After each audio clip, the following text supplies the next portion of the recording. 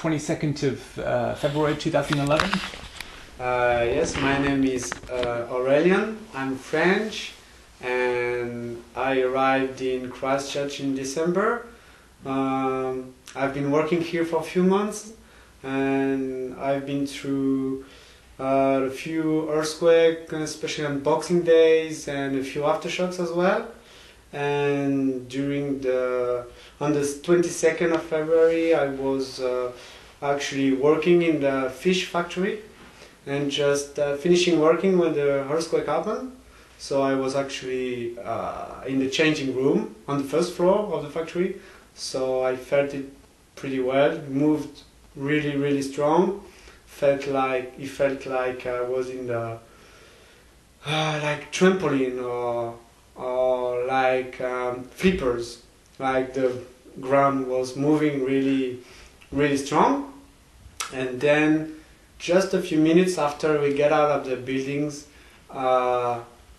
he had again a few aftershocks, and they had all the muds coming out from all the sediment coming out from the ground.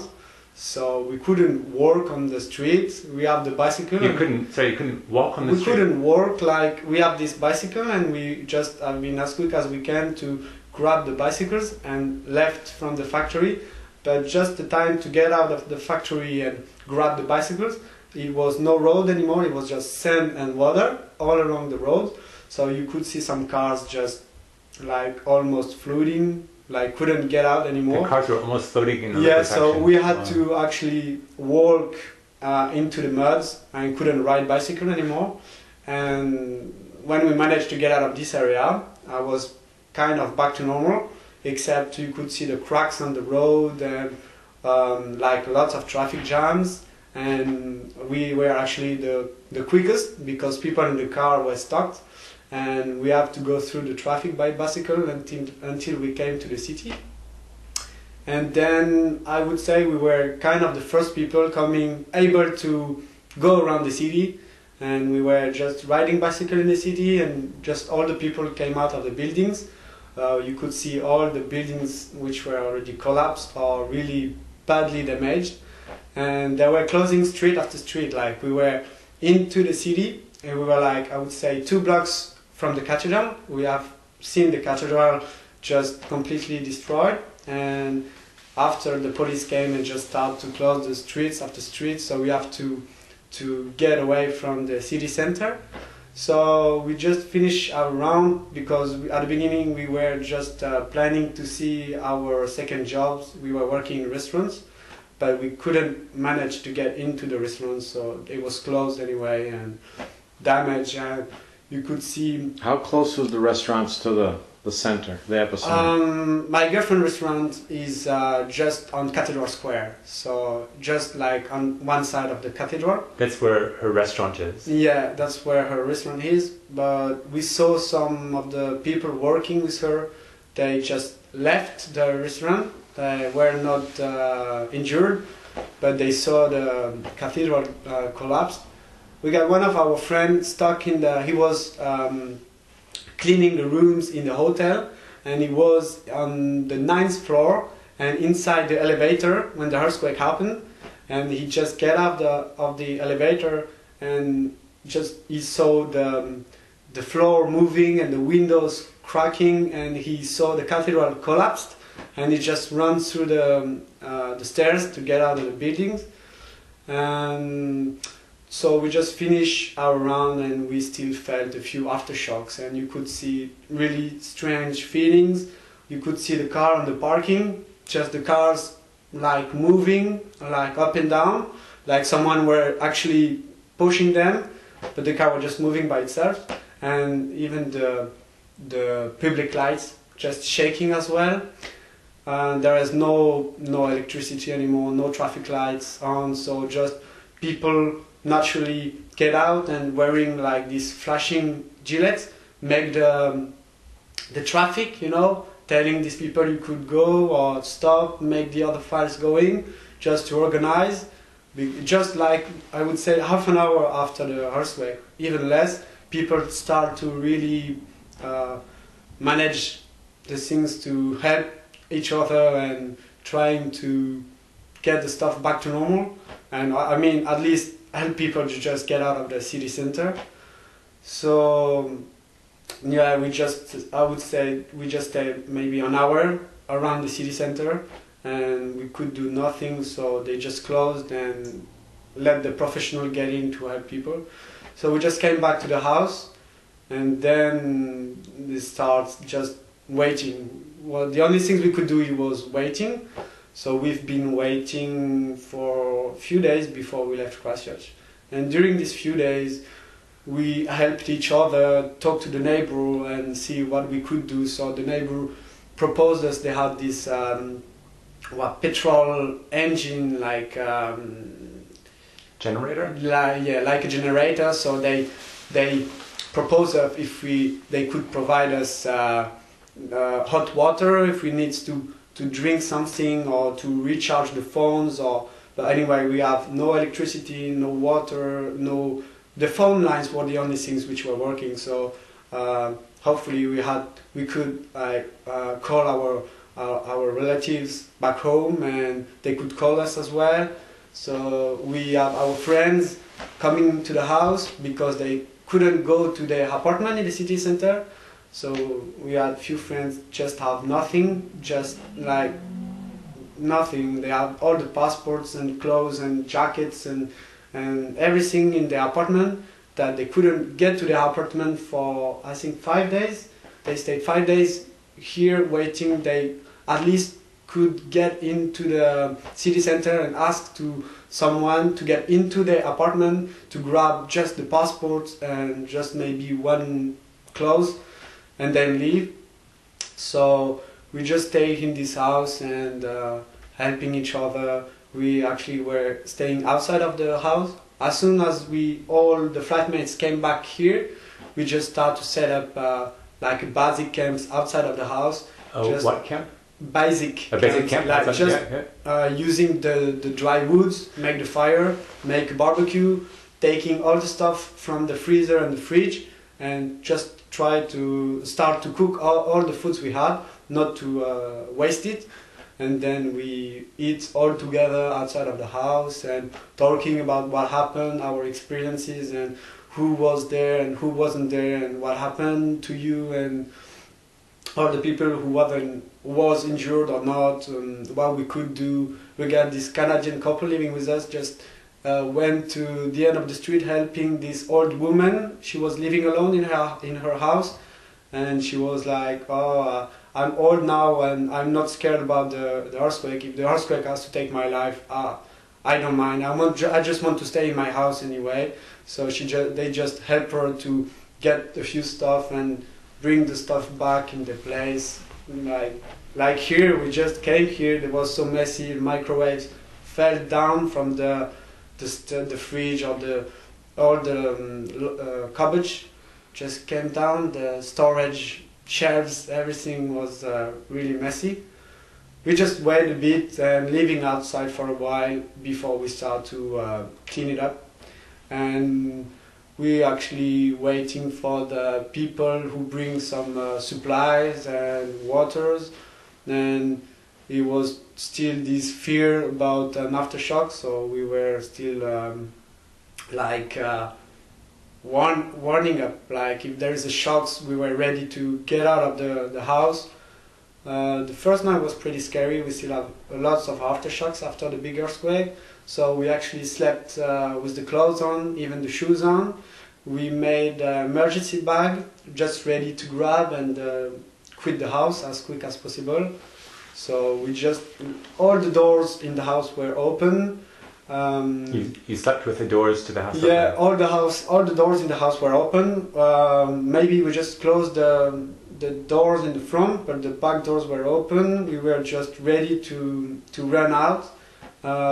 We just left, actually, we just stayed outside as long as we could until maybe midnight, until it was too cold and it was dark. So we were just talking together and passing time just together. And then when it was time to go to bed, so we just went all to bed and slept just with the clothes and the shoes, with the bag ready. And then in the morning, I remember about 7:30, some things never happen. Usually when you're not working, you just stay on bed. But at this time, everybody was awake and just walking around, and we go to the neighbor. I mean, the neighbor came and asked us if we want some coffee, because they had hot water.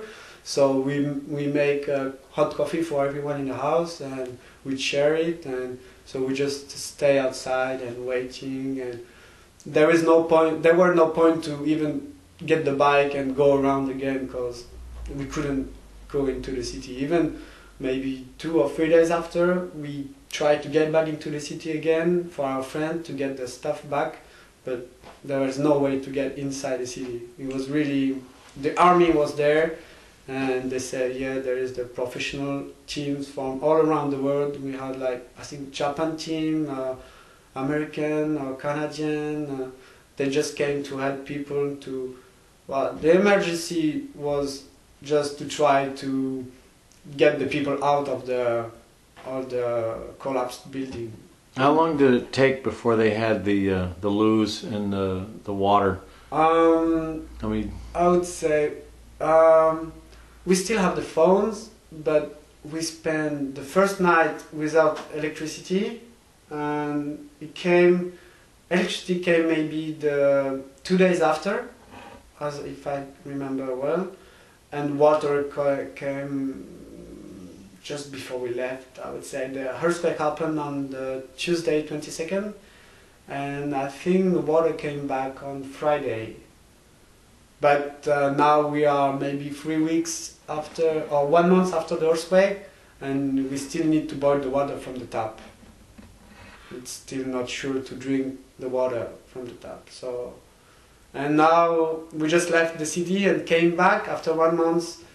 And from outside, the city seems like it was back to normal. But when you approach the city center, the military are still there. There's a lot of traffic jam. You cannot drive in the same road as before. Like, lots of roads are completely closed. You have to go all around the city if you want to go to this point to this point. There is still lots of cracks on the roads, on the buildings. Like, people seems to get back to normal, but you could see around that it's not really normal anymore. I would say that it's going to take ages before it's getting back to normal. I heard that your girlfriend, Marie-Jean, was cycling along Cashel Street and had a very scary experience during an aftershock. Do you know about that? Yeah, she told me. Actually, it was the earthquake.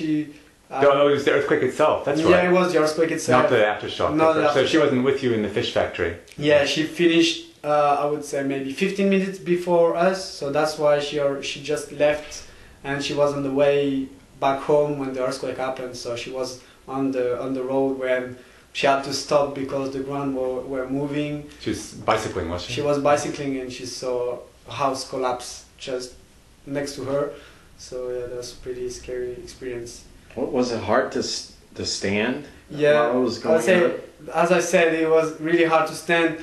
Even me, I was inside this it's not building, it's the factory on the first floor. We're in the changing room, and it just felt like, as we had lots of small earthquake or really not strong or really deep one that you don't feel that much. So we start to get used to it in some ways. So that's why when this one happened, it started to shake, and then I thought it was just a small earthquake as usual. I never expect it would be that big. So, like, as a reflex, you just make whoa, and then I remember that it kept moving even better, and I couldn't even just stand on my feet. It's like the floor was throwing me on this wall, then back on the other wall. Then I couldn't stand. I was like really like in a trampoline and just moving, and everything is shaking. So I was almost like whoa, whoa, and screaming more and more, even when it was more shocks and shocks. I got Ricardo, one of the guys working with us. He was just next to me, and I just remember the picture, like his scary face, don't know what happened. I feel terrible because my first reflex was just to get out of the building. So he was still moving. I just passed the door and ran through the stairs and just ran to the exit door. But then Ricardo went to the women's changing room to help because it was a woman working with us. So he went to the changing room of the woman to help her. I didn't even think about this. What I was just saving my life, just running out of the buildings. And then when I've been running, I think I was maybe almost the only one running. All the people were so scared. It was the downstairs. It's the kind of the restaurant, the place where all the people were eating lunch, and so they were eating when the earthquake happened, and so they sit, and they just have time to stand up, and the lights just came down, and some parts of the roof just fell down, and maybe I was the second or the third one getting out of the buildings, because the people doesn't have the reflex of leaving. They're just so shocked they stay here.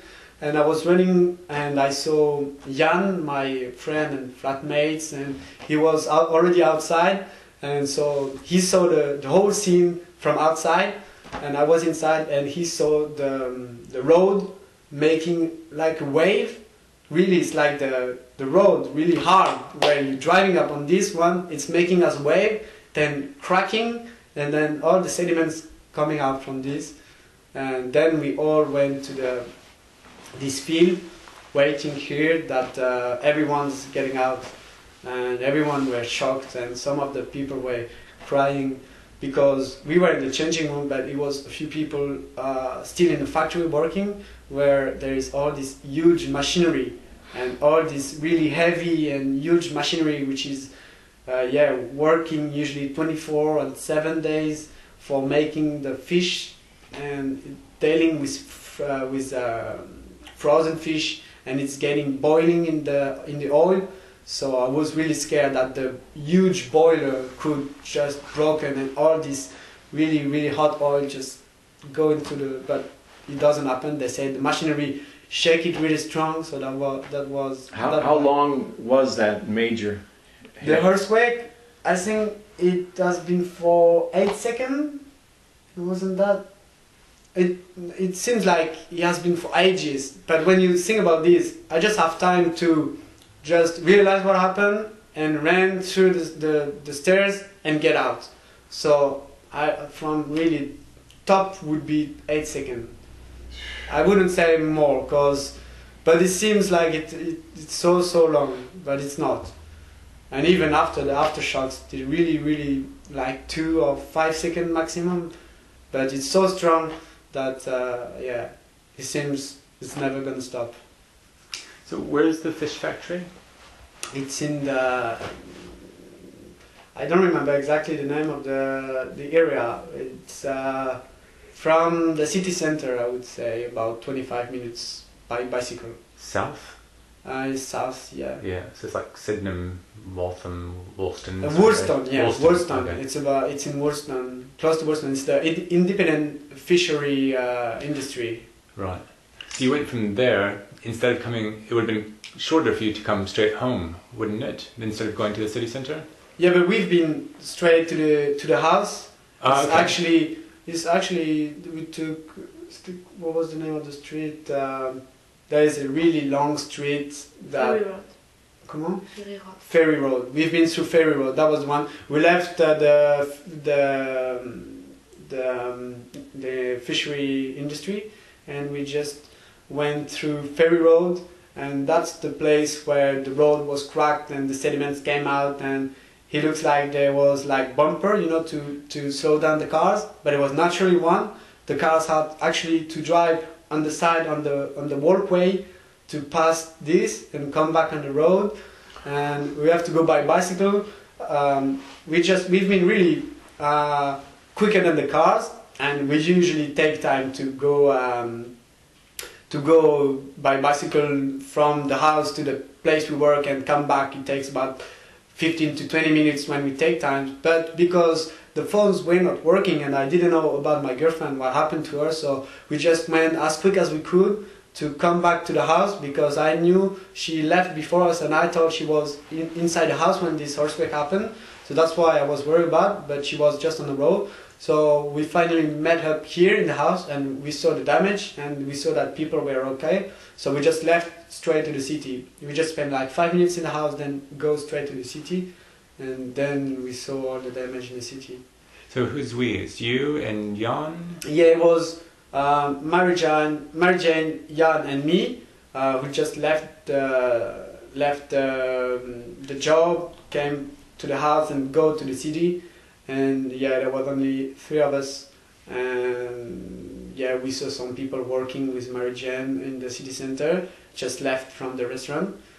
And we actually, it's when we came back here that we saw one of our friends who came back here because it was the only place he knew he could go, because all the rest, all the houses or the apartment in the city center was locked. You don't have access to the city center. So that's why we saw him here. And it's like everybody, all our flatmates came back to the house, and people from day job came here as well. And it was like kind of the house which you were not too far from the city center, still pretty close, but no, it was not part of the city center. So we still have access to our house. So that's why we met here. All the flatmates were alright, and some people from day job came, and even some. Elizabeth and Johan came here as well, so to see if we were right. And so it's a good proof of solidarity, I would say. And which restaurant was it that you worked in a restaurant, or Mary Jane worked in a restaurant in near the square? We both work. She was working in the this Islander restaurant. It was the Camelot Hotel restaurant, right. just next to the X-Base hostel on Cathedral Square. We didn't have access to her restaurant. It was already closed, the area was closed. But I was working in the Flying Burrito Brothers. It's on the corner of New Regent Street and Armagh Street. And we had access to these parts, which now just a few hours after the earthquake, you couldn't have access to this place anymore. But we were kind of the first people getting to the city center after the earthquake. So we saw actually like the New Regent Street where this tramway is coming, and I was thinking at this time, I hope there were no tramway coming during the earthquake, because the railway was just destroyed. The road was just like a volcano, just completely cracked and broken, and so even a car couldn't go on this road anymore. Even a car? Yeah, even a car couldn't go. Yeah. You would need a 4-wheel drive if you want to pass this road. Wow. But my restaurant wasn't too badly damaged. I already asked them before when I started work there, and they said they have really big double wall, which were really strong, and I haven't seen any cracks or too much damage. Just like to say how much this earthquake was strong, it's on the first earthquake in September, they said they didn't have any problem, nothing really moved. But on this one, I saw this big wall. It was this wall which the bar were against, so it was all the bottle on the wall, and I saw through the windows that all the bottles just fell down from the wall and just smashed all the glasses on the bar. So it looks messy, but after, when you see in the restaurant, the tables were okay, and even the glasses outside were alright. Which is not the case for every buildings. Then when we went all around, we could see big buildings with supposed to be the glasses from the top to the bottom, and there were no glasses anymore. All the glasses collapsed. It's like the windows fell out, or yeah, I can't remember the name of this street. It's all next to the small river on the along the Avon, almost at the end of Castle Street on the other side. So it's either Oxford Terrace or Cambridge Terrace. Yeah, Oxford Terrace. There was a building with and you could see the elevator. It's supposed to be behind the glasses, and now the glass is just broken, and so you could see the elevator. You mean the one across the street from the library? I think it's not the same road as the library, it's the road after. well, I'm not sure I can remember exactly now, but yeah, we saw so many damaged buildings. Were you able to help anybody? Were the people still pulling people out of cars and out no, of they were buildings? not. Just the people were just outside already, and they tried to evacuate the city center. So even if we tried to get in, we just actually have been able to go around and not go through the city center. So they were just saying, no, don't go there, it's too dangerous now. You could see some smokes and fires as well. So we saw pretty scary picture as well. We saw some people at maybe the 5th or the 10th floors on the windows and waiting for some helps because they couldn't have any access to the stairs, I suppose. Wow. So they were just waiting. They're just making, well, we're alright, but we're waiting for the people who's gonna help them. So we saw after the helicopters coming and tried to get the people out of the buildings because they didn't know what's going on, and with the aftershocks you don't know if it's gonna collapse or not. So they were just waiting to be evacuating. It might be the Forsyth Bar building. The stairwell collapsed, and I heard that it happened also in the Clarendon Towers. A couple of the tall buildings, the stairwells collapsed inside of them. Yeah, I haven't.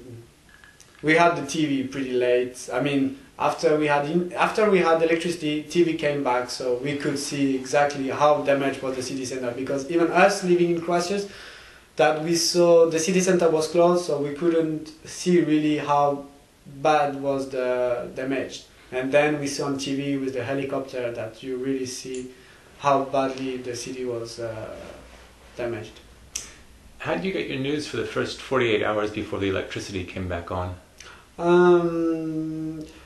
I remember walking through the neighborhood and they were actually turning the cars on and listening to the radio and trying to know what's going on and how long it's going to take to fix everything. But then more the time we're spending and more we were thinking it's really, really, really bad. Never happened like this before, so it's going to take a lot of time. And people who've been through the earthquake in September, they said that it took times to get back to normal. So this time it's going to take ages to get back to normal. So they say, yeah, we better get prepared to live for a while like this. So we were at the beginning just trying to listen radio, so just trying to find anything which were not working on electricity and more on battery, and look for battery. And so people who got the car, we were just going on the street and people just turned up the radio and just listening to the radio what they were saying. And then we get back electricity. We got electricity back and the TV, and so. I heard that some of the news that you got at that time was you got on the telephone from parents and relatives overseas. Yeah, that's true. Yeah, we actually got the first news from our parents, which were like far away back home. They had the internet and they could see what was going on, how many people expecting to be dead or missing, and they actually give us the first news about the earthquake, what happened here, and they said the city center would be closed for at least 1 week, which was the first news we had.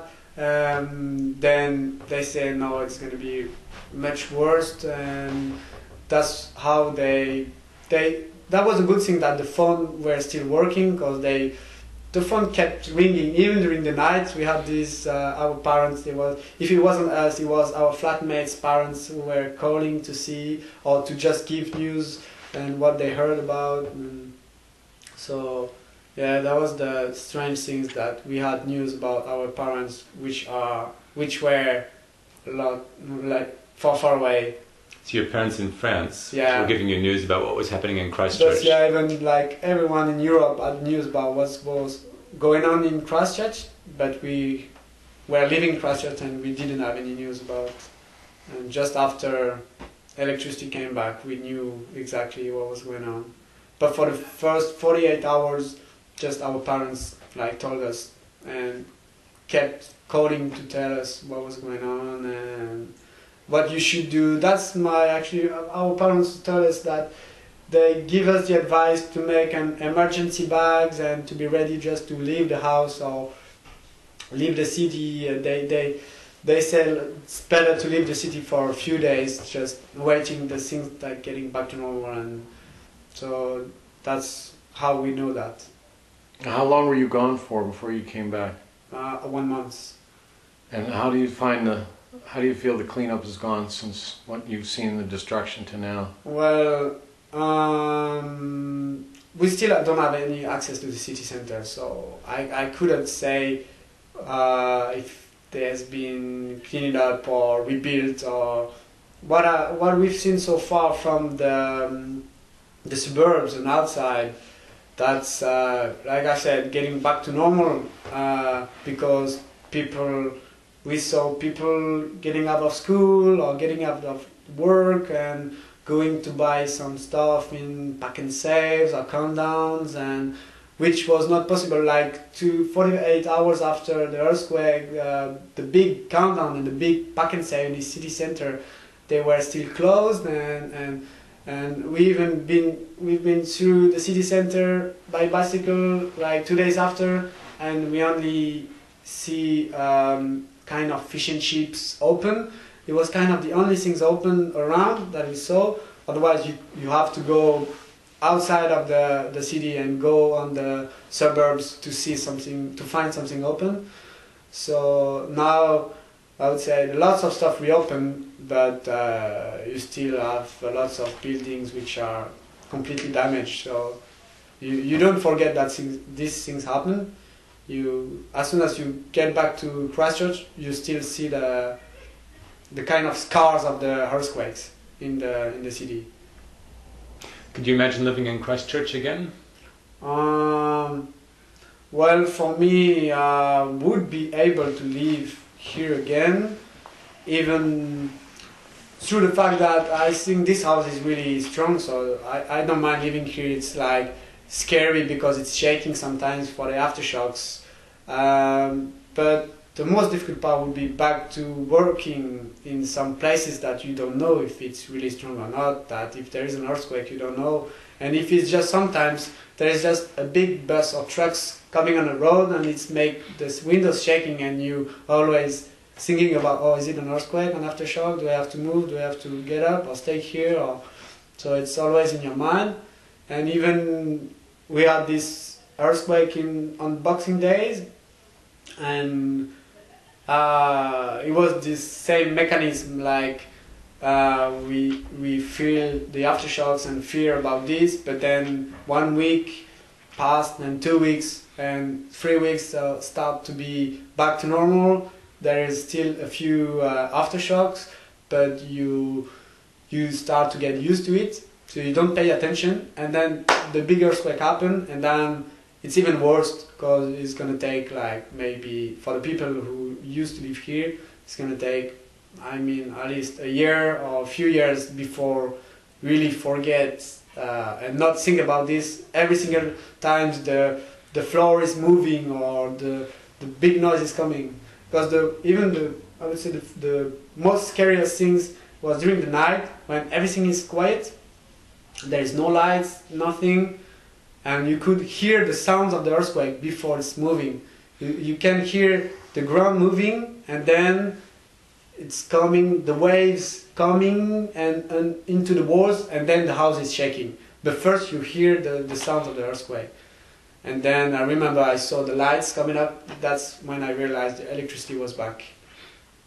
But yeah, I think it's going to take a long time before you can forget this or get through this and going back to a normal life. And the house you lived in at the time, this house, which I'll just quickly show, there's still some earthquake damage, cracks. Nothing dramatic, but yeah, earthquake came through. The house has 7 bedrooms, and some people, there were couples in some of the rooms and single people. Out of those 7 rooms, do you know how many people stayed in the house? Like for, you know? For the first night, everybody slept with the clothes on and the shoes on. One of my friends just left to a room outside, sleeping in one of our other friends' house, just outside there because it was safer. He doesn't want to sleep in the house anymore, and yeah, people just we spent like 2 nights more than we left, and most of the people that's what they've done. I think we've been 2 couples living, maybe spending 2 nights, 3 nights. We spent 3 nights more after the earthquake. We had our friend who just left maybe 2 nights after. He couldn't stand staying here anymore. He just left to Wellington. Just rent a car as quick as possible. They've just been from here by bicycle to the airport and renting a car, coming back here, packing up everything and just left. We just leave.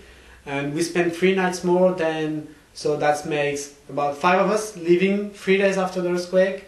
Then we have our friend just left on Sunday, so that makes about 5 days after, just left.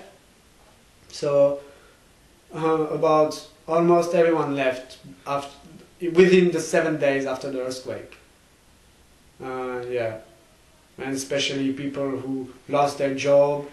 We still have this house, but some of our friends, they lost their jobs in the house.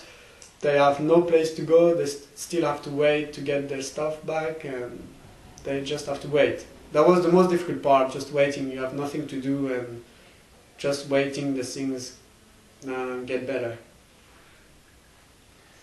Can you tell me a little bit more about Mary Jane's experience cycling and seeing the house fall down in front of her when the earthquake hit? So I understand that house is built right on the street, so that the bricks would have fallen sort of right in front of her. That must have been extremely scary. Well, I haven't seen it for myself. Did she talk to you about it at all? Well, she told me it's just that she has to stop bicycling because she couldn't stand on the bike anymore, and see the house on the side or in front of her, I don't know, somewhere on the side of the street just collapsed, and the other house just moving. Because you could see even inside this house that the doorway was not on the right shape as before. We couldn't open our door. We have to smash the doors because it was locked, that the doorway was on the side and not on the right shape. And then that's what's happened for most of the houses all around. So you had to break your door down to get... Yeah, we had to to get the stuff back, because it's like you don't really think properly. You just want to get inside into the room, get your stuff, and be ready to leave as soon as you can. So it was just like in emergency thinking. We just have to get in, pack everything, just check if everything was good. And there were still these things in your mind that it could be a fire as well, that you don't want to be a fire if there is some electronic stuff inside the room or inside the house. Just maybe the gas could come up, and like we had Caroline, one of our flatmates, the microwave almost killed her. The microwave was on the fridge and she was cooking, and the microwave just fell down, and she just had time to step aside and the microwave just fell next to her. And when we came back in the kitchen, it was all her meal, like salads, with a lot of vegetables inside, and she was just finishing cooking. She was almost about to eat it and put the dressing, and the earthquake happened and she just dropped. So when you came back into the kitchen, you got all the dressing into the kitchen with the microwaves on the floor and the pasta and the salads, and so much messy. That's unbelievable.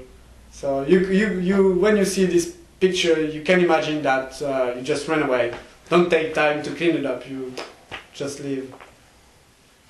I agree. I wanted to ask you one or two more questions if I could, but yeah. the memory card was just about to run out, so I'll just take the memory card. No problem. Okay. Thank you.